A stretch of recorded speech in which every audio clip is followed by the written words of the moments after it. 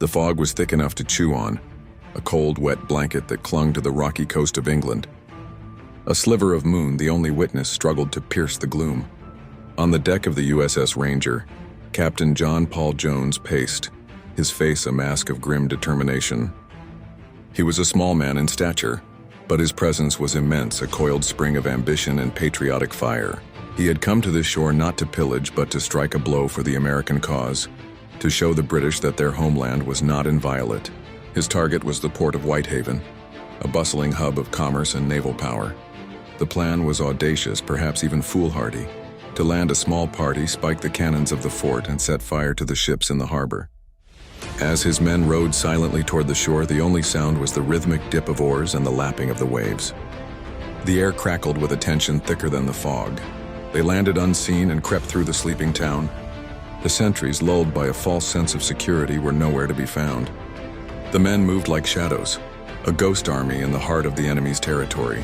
But the night was not on their side. A nervous soldier, his hand shaking, dropped his lantern.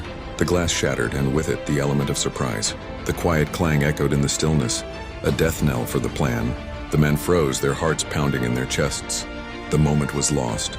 The fire would not be set. Jones, ever the pragmatist, knew when to cut his losses.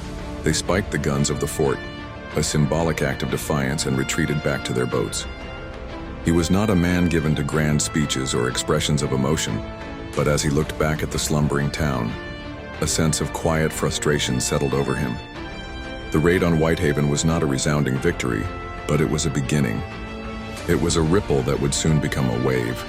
For Jones, it was a lesson in the fickle nature of war, and a reminder that true victory often lay not in grand gestures, but in the small acts of courage and defiance that chipped away at the enemy's resolve. This raid, though a partial failure, cemented his reputation as a bold and daring commander, a man who would not shy from taking the fight directly to the enemy's doorstep, setting the stage for his even more legendary exploits to come.